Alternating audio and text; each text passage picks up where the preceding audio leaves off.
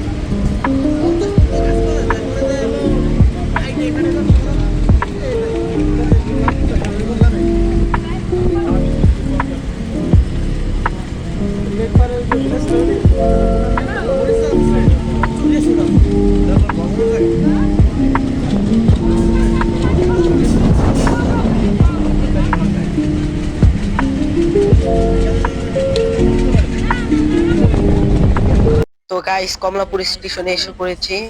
এখন কমলাপুর স্টেশন থেকে নামবো, এখান থেকে এয়ারপোর্টের ট্রেনে উঠবো, কারণ আমার বাসা এয়ারপোর্টের দিকে, আমি এখন এয়ারপোর্টে যাব। এখন আমি স্টেশন থেকে নামছি। এখন আপনাদের বলে দেই, এখান থেকে ট্রেন ছাড়ে 11:20-এ। আপনারা ট্রেন এখান থেকে টিকিট কাটতে পারেন 10টার সময় এসে। বললে হবে নকশিকাঁথা এক্সপ্রেস কোনটা, মানে নকশিকাঁথা এক্সপ্রেসের কাউন্টার কোনটা, কাউন্টারে যেয়ে 130 টাকা করে নিবে। যাওয়ারও সেম, আসারও সেম। যারা ভাঙ্গায় যাবে তাদেরও 100 টাকা করে। যারা শ্রীনগর মানে এই পারে, ঢাকার এই পারে যারা নামবেন তাদের 20 টাকা, 30 টাকা, 40 টাকা এরকম ভাড়া নিবে। যদি বেশি চাই তাহলে কমপ্লেন করতে পারেন, সমস্যা নাই। আর এখানে আপনাদের আমি নিম্ন ভাড়া জানিয়ে দিয়েছি। এটা হলো ট্রেন, ট্রেনটা মোটামুটি ভালো আছে, লোকাল ট্রেন যেরকম হয় সেরকমই। তো গাইস এখন নামি। আপনারা এতক্ষণ ভিডিও এনজয় করেছেন। তো গাইস কেমন লাগলো আমার ভিডিও সবাই বলবেন কমেন্টে। আমি নতুন মাইক কিনেছি আপনাদের ভিডিওর উদ্দেশ্যে। দেখেন আমার মাইকটা কিরকম হয়েছে, আওয়াজ কিরকম শোনা যাচ্ছে আমাকে একটু বলবেন। এখন আমি বের হই। আর কমলাপুর স্টেশনে করা যাবে, ভিডিও করতে পারবো না কারণ ছিনতাইকারীর অভাব নেই। একটু আগে একজনের ফোন ছিনতাই হয়ে গিয়েছে ট্রেন থেকে টান মেরে, এর জন্য আমি রিস্ক নিব না। আপনাদের একটু দেখাতে পারি, আমি এয়ারপোর্টে ট্রেন যখন উঠবো ওই সময় ভিডিও করব, এবং এয়ারপোর্টে নামার সময় ভিডিও করব, আপনাদের দেখাবো। তো ভিডিও আরো কিছুক্ষণ আছে, আমার সাথে থাকবেন কিছুক্ষণ, আরো কিছুক্ষণ থাকবেন আমার সাথে। এখন আমি নামি, বেশি কথা না বলে, নাহলে পড়ে যাব, কারণ এর আগে একবার পড়ে আমার পা ছিলে গিয়েছিল। যাই হোক এখন আমি নামতেছি। এই ব্যাগটা ধরো তো। হ্যাঁ নেমে গিয়েছি। তো গাইস এখন যাই, আপনারা শুধু আমার পিঠ মুখ দেখতে পাচ্ছেন, মুখ দেখতে পাচ্ছেন না। এখন আমি আপনাদের সাথে সামনে কথা তো গাইস আমি এখন এয়ারপোর্টে ট্রেনে উঠে পড়েছি। তো এখন এয়ারপোর্টের একটা জয়দেবপুর ট্রেন আই গেস, এখন আপনাদের সাথে এয়ারপোর্টে কথা বলছি। তো গাইস আমি এয়ারপোর্টে এসে পড়েছি। এখন এয়ারপোর্টে নামবো, ট্রেন স্টেশনে ট্রেন চলতেছে আপাতত। সামনে একেবারে নামবো। আপনারা এনজয় করছেন ভিডিওটা, অনেক আশা করি। ভিডিও ভালো লাগলে একটা লাইক এবং সাবস্ক্রাইব করে পাশে থাকার অনুরোধ রইল। আমার নতুন চ্যানেল সবাই বেশি দিয়ে এখন নামবো ট্রেন থেকে, আপনাদের সাথে কথা বলবো। তো আমাদের ট্রেনটা দেখাবো। কতক্ষণ আমার ফোনে চার্জ থাকে সমস্যা নেই। আপলোড শেষ হয়েছে, 10%, 20%-এর মতো ব্যাটারি আছে। ও সরি, 20%-এর মতো ব্যাটারি আছে। তো এখন নামবো। এ ভাই একটু সাইড কর, সরতে দে। যাই হোক, ধাক্কা দিয়ে নে, ধাক্কা দিয়ে না। আচ্ছা আস্তে আস্তে আস্তে নামেন, আস্তে নামেন। এই দেখেন কিভাবে বন্ধ হয়ে গিয়েছে। অবশ্যই একটু আগেই ট্রেনের থেকে একজন কোনো অ্যাক্সিডেন্ট হয়েছে, মারা গেছে মনে হয়। মানে আমাদের ট্রেন রাখছে। তারপর কি হয়েছে জানি না, কিন্তু মারা গেছে। আই গেস মারা গেছে। এখন সামনে দেখি কি বলে। আর আপনাদের রিস্কায় আপনাদের সাথে কথা বলি। তো গাইস এখন আমি রিস্কায় উঠে পড়েছি। আমার তাড়াতাড়ি টান দেন। যাই হোক, আজকের মতো ব্লগ এটুকু ছিল। সবাই লাইক এবং সাবস্ক্রাইব করে আমার পাশে থাকবেন। তো আজকের মতো বিদায় নিচ্ছি। আল্লাহ হাফেজ, আসসালামু আলাইকুম, goodbye and tata. Like and subscribe, bell button open.